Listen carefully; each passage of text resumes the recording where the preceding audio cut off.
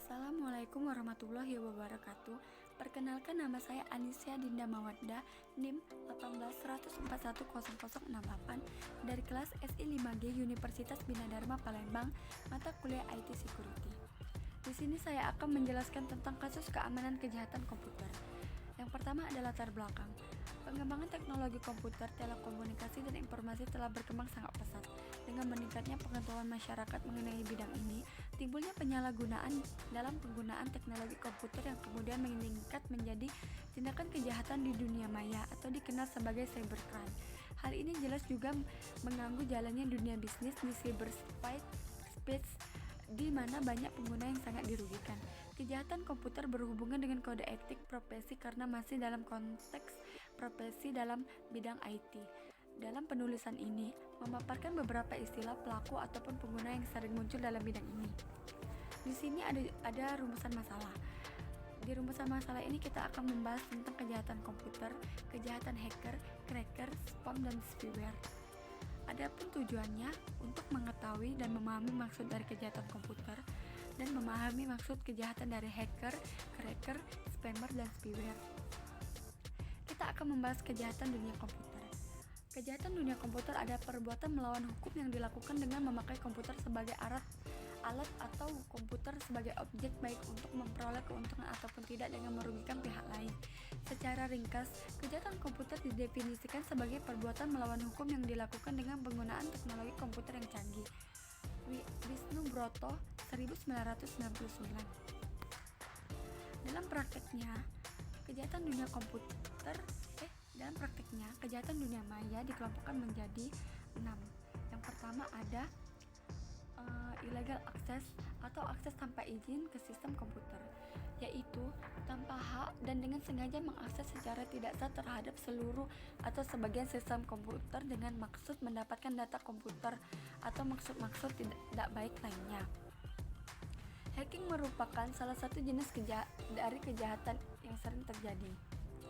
Yang kedua ada illegal konten, yaitu konten tidak sah, merupakan kejahatan dengan memasukkan data atau informasi ke internet tentang sesuatu hal yang tidak benar dan dapat dianggap melanggar hukum atau mengganggu ketertiban umum.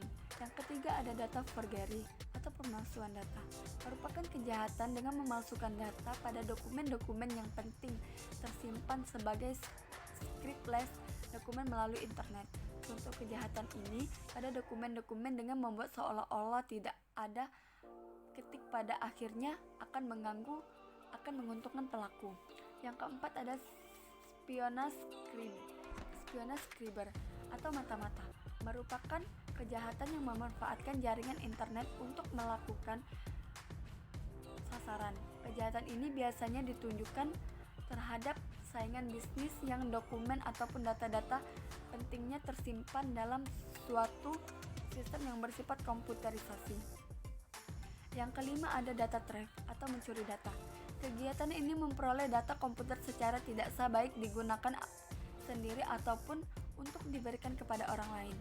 Yang terakhir ada misuse of device atau penyalahgunaan peralatan komputer dengan sengaja dan tanpa hak memproduksi, menjual, berusaha memperoleh untuk digunakan, diedarkan atau cara lain kepentingan itu peralatan termasuk program komputer, password komputer, kode akses ataupun data semacam itu sehingga seluruh atau sebagian sistem komputer dapat diakses dengan tujuan untuk melakukan akses tidak sah.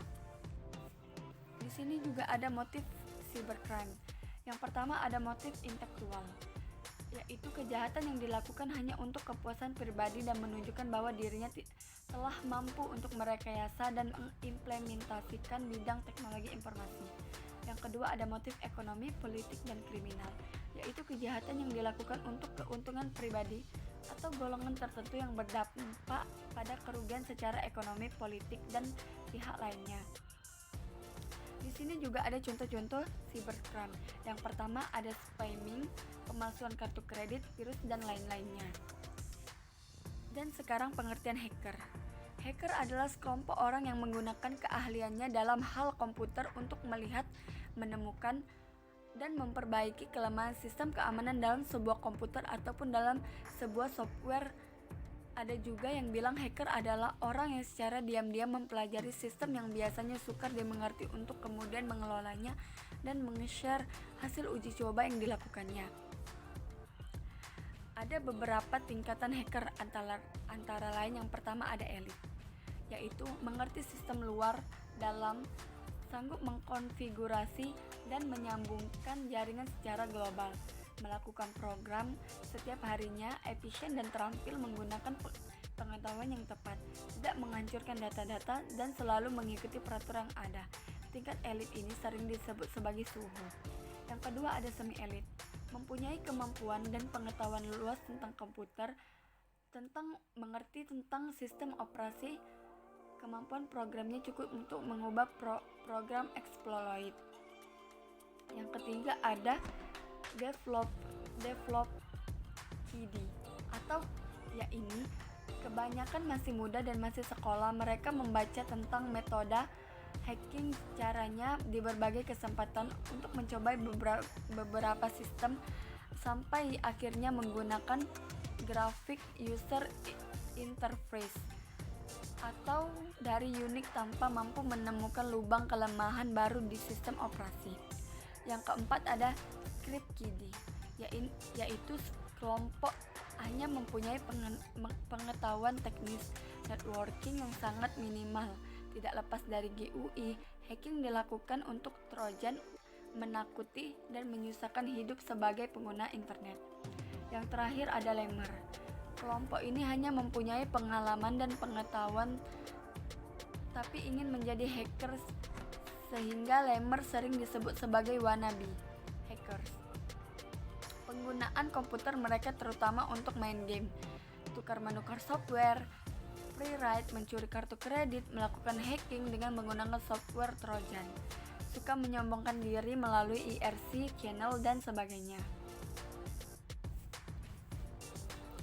Di sini ada pengertian cracker, yang cracker adalah sebutan untuk orang yang mencari kelemahan sistem dan memasukinya untuk kepentingan pribadi dan mencari keuntungan dari sistem yang dimasuki seperti pencurian data, penghapusan, dan banyak yang lainnya. Ciri-ciri seorang cracker adalah bisa membuat program C, C++, atau Perl. Yang kedua, mengetahui tentang TCP atau IP, menggunakan internet lebih dari 50 jam per bulan, mengetahui sistem operasi Unix atau VMS, mengoleksi software atau hardware lama, dan lebih sering menjalankan aksinya pada malam hari karena tidak mudah diketahui orang lain. Adapun penyebab cracker melakukan penyerangan antara lain kecewa atau balas dendam, petualangan, mencari keuntungan, dan lain-lain. Di sini juga ada perbedaan hacker dan cracker. Walaupun terkesan sama dalam konteks tertentu, tapi hacker dan cracker sangat berbeda sama sekali. Perbedaan antara hacker dan cracker antara lain yaitu yang pertama, sama-sama memiliki kemampuan menganalisa sistem.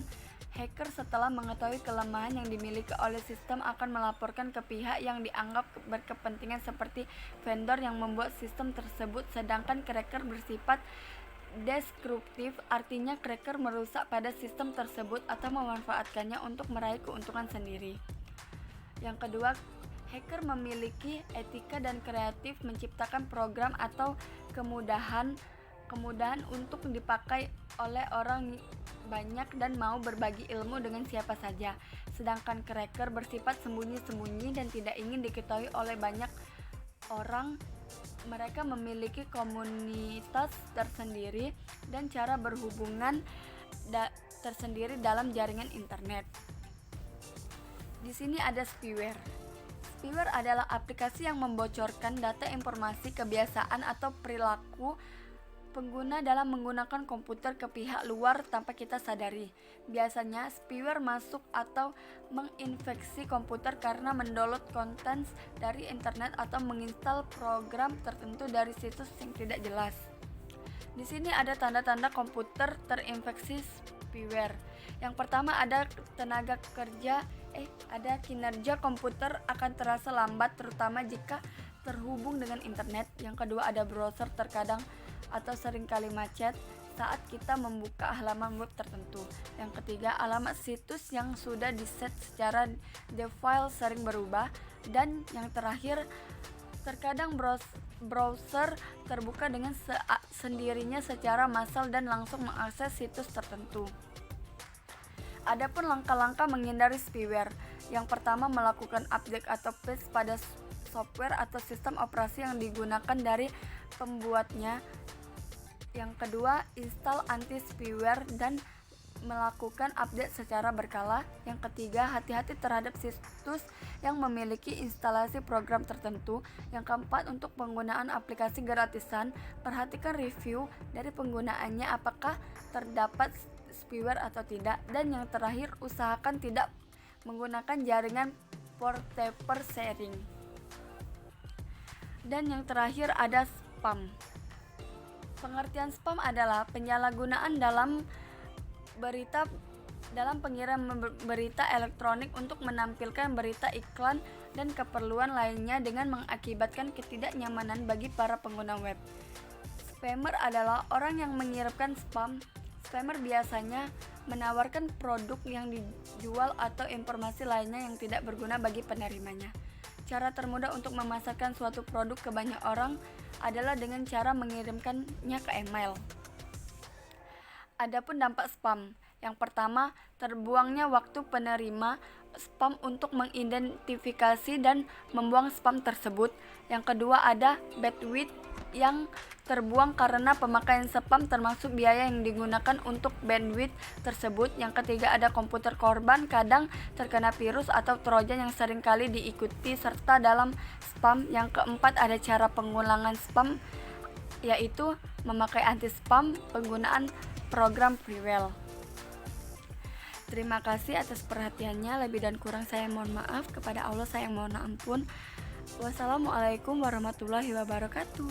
Jangan lupa like, comment, share, and subscribe. Dadah.